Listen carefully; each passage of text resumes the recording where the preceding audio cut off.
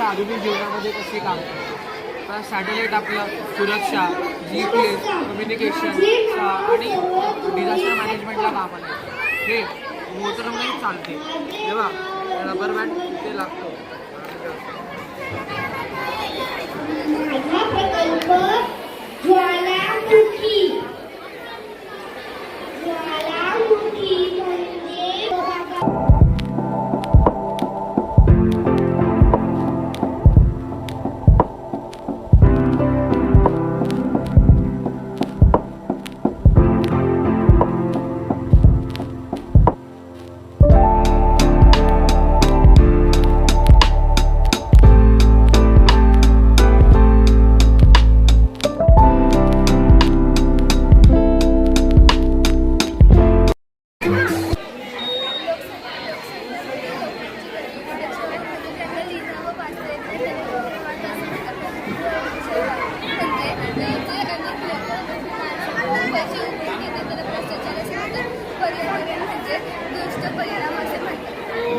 Thank you.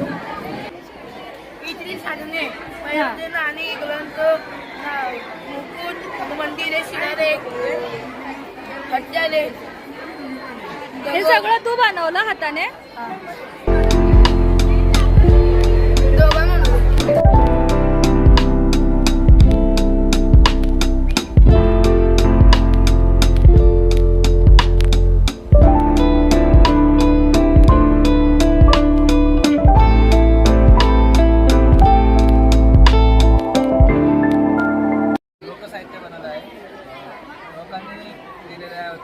परंपरेबद्दल आणि लोकांच्या जो लोकजीवनात दर्शन घडवतो ते साहित्य म्हणजे लोकसाहित्य. त्यात आम्ही 4 भाग दाखवलेले आहेत. पहिले म्हणजे लोकनृत्य. लोकनृत्य म्हणजे जेव्हा लोक एकत्र येऊन त्यांचा पारंपरिक नृत्य करतात तेव्हा त्याला लोकनृत्य असं म्हणतात. आणि लोकनाट्य म्हणजे लोकपरंपरेवर आधारित पारंपरिक रंगभूमी आहे ज्यात संगीत, नृत्य आणि कथा यांचा समावेश होतो. महाराष्ट्रातील काही प्रसिद्ध लोकनाट्य म्हणजे तमाशा, जागरण, गोंधळ यांचा समावेश होतो. तिसरे म्हणजे लोकगीते. लोकगीते म्हणजे लोकगीते परंपरा मौखिक परंपरेपासून चालत आलेली लोकगीते हे लोकांच्या दैनंदिन जीवनाचा आरसा आहे. आणि लोककथा म्हणजे फार जुने कालामध्ये सांगितल्या जाणाऱ्या गोष्टी आहेत जसे काय राजे महाराजे, चतुर व्यक्ती व इतर भौगोलिक व ऐतिहासिक गोष्टी सांगितल्या जातात. त्याला लोककथा असे म्हणतात. एक्सप्लेन कोण करणार आहे? आम्ही 12वी आर्ट्समधून आहोत. आम्ही आमचा पॉलिटिक्स हा विषय घेतलेला आहे. ज्यामध्ये वाहतुकीचे नियम, कायदे व बदलते तंत्रज्ञान हा विषय घेतलेला आहे. त्याच्यामध्ये आपण पहिला STD, याच्याने एकमेकांशी संपर्क साधायचा प्रयत्न करायचा. नंतर बटनचे फोन आले, अँड्रॉइड सेल लागले, मग आता आयफोन असे वेगवेगळे टेक्नॉलॉजीमध्ये अपडेट होत चालले आहे. त्यानंतर हे जे तुम्हाला यासाठी कसं वाहतूक वादक सर्व्हर, वाहतूक सिग्नल नियंत्रण, हे सगळे जे सिग्नल असतात सर्व असतात, कॅमेऱ्याची स्पीड लिमिट जेवढे असते त्याच्यावर तो हा सगळा मेंटेन करतो. म्हणजे त्याच्या ऑपरेट करतो. नंतर आपण जर स्पीड लिमिटला क्रॉस केली आपण त्याचा हा सगळं सेन्सर कॅप्चर करून सगळी इन्फॉर्मेशन ह्याच्यामध्ये सेव्ह होते. हा सिक्युअर माहिती प्रक्रियाला म्हणतात. मग ह्याच्यामध्ये जे सेव्ह झालेली इन्फॉर्मेशन आपल्या नंबर फोनवरती मेसेज होतो आपल्याला. आपल्या दंड लागलेला 1000 रुपये, आपण सीट बेल्ट नाही लावलेलं, सगळं त्याच्यामध्ये दिसतं ॲक्सिडेंट. हा आधी आपण स्वतःला प्रायव्हेटली सोलर सिस्टम लावायचो. आता 2025-24 म्हणतात सरकार सुद्धा प्रोव्हाइड करते सोलर सिस्टम. हा एक सोलर सिस्टम सोर्स आहे. सोलर सिस्टमनी पॉवर जनरेट करते. मोठे मोठे बॅटरी बॅकअप आहे त्याच्यामुळे सोलर सिस्टमची बॅटरी स्टोर होते आणि पूर्ण देशाला इथे वीज पुरवठा केली होती. हे तुम्ही बघू शकता हे सगळं ऑटोमॅटिक आहे. हे सगळं आपल्या भारतात तुम्हाला बघितलं नसतं असं काय, कारण की यांना वीज खूप जास्त लागते म्हणून आपण लावत नाही. पण दिल्ली, दुबई याच्या मोठ्या मोठ्या शहरामध्ये आहे कारण की मुवेबल आहे. हे मुवेबल आहे. नाही डेमो दाखवू शकता नाही ना? मुवेबल नाही आहे ना? त्याची सोर्स खाली बनवलं गेलं सर्किट वगैरे सगळं हो हो कसं वापरणार. मग याची बॅटरी तुम्ही याच्यामध्ये वापरली जाते. आम्ही कचरा व्यवस्थापन बनवलेले आहे. त्याच्यामध्ये आम्ही इथे 6 डबे दाखवलेले आहेत.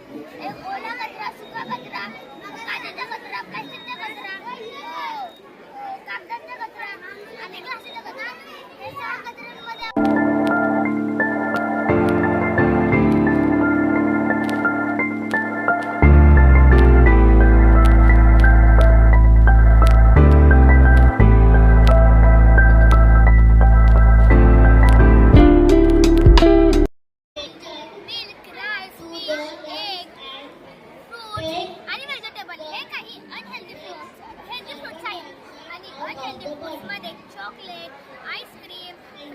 फ्राईज पिझ्झा आणि बर्गर हे काही अनहेल्दी फूड्स आहेत. त्याच्यानंतर सिगारेट व दारू पिल्याने आपले खूप चांगले राहते. त्याच्यानंतर आरोग्य योगा केल्याने आपले शरीर चांगले राहते. त्याच्यानंतर ॲलोवेराने आपले केस मजबूत राहतात म्हणजे स्ट्रॉंग राहतात. परत तुळस व नीमने आपण खोकल्यावरचे काढा बनवू शकतो. त्याच्यानंतर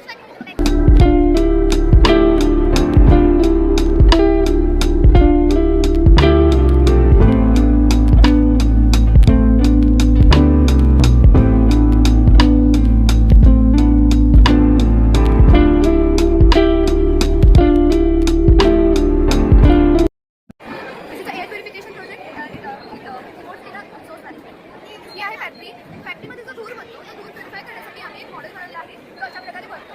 सगळ्यात ही आहे फॅक्टरी. त्या फॅक्टरीमध्ये ट्यूब आहे आणि या ट्यूबमध्ये जो कार्बन निघणार तो या पाईपमधून या कंटेनरमध्ये येणार आणि याच्यामध्ये वॉटर आहे आणि कॉटन आहे. ज्यामध्ये या वॉटरमध्ये जे कार्बनमधले डस्ट पार्टिकल सगळे ॲब्झॉर्ब होणार आणि फ्रेश एअर याच्यातून बाहेर येईल.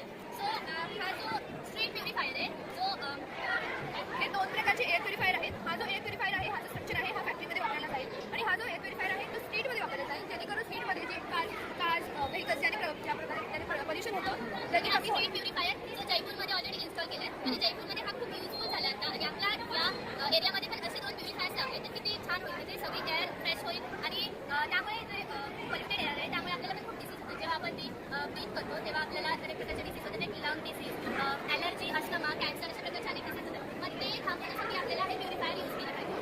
आता बघितलं तर दिल्लीमध्ये सुद्धा खूप पोल्युशन आहे तर त्याचे दिल्लीमध्ये जर हे वापरलं तर मग चांगलं होईल. तसंच एअर पोल्युशनमुळे जे गॅसेस आहेत घातक गॅसेस ते आपल्या ओझोन लेअर जी आहे अर्थमध्ये ती डॅमेज करतं. तर मग त्यामुळे जे सनकरून रेज येतात अल्ट्राव्हायोलेट रेज UV रेज होतात त्याला ते खूप हार्मफुल असतात. त्यामुळे आपल्या सॉईलमध्ये फर्टिलिटी कमी होते. त्यामुळे आपल्या सॉईलमध्ये पीक कमी येऊ शकतात. तर मग ते ओझोन लेअरमध्ये डिपल्शन म्हणजे ओझोन लेअरमध्ये सगळा एक होल आहे त्या होलमध्ये त्याचे अल्ट्राव्हायोलेट रेज आहेत ते सरळपैकी पृथ्वीवरती म्हणजे जमिनीवरती पडले जातात. पण जर ओझोन लेअरमध्ये डिपल्शन नसतं तर मग डायरेक्टली जे हार्मफुल सनरेज आहेत ते नसते आले ते ॲब्झॉर्ब होऊन म्हणजे जे UV प्रोटेक्शन आहे ते ॲब्झॉर्ब होऊन आपल्याला जे पडलं तर सॉईलची फर्टिलिटी वाढते.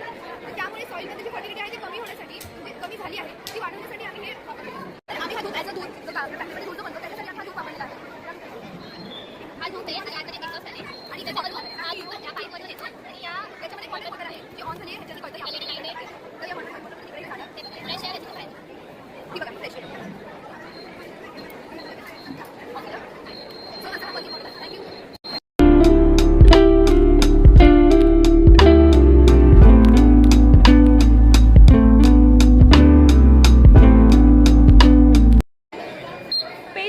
पेशंटली आपलंच आहे का? वाव. खूप छान केलंय. हे कोणाची आयडिया आहे? मस्त केलंय. ग्रुप आणि आमचे सर होते त्यांची आयडिया. खूप छान केलंय.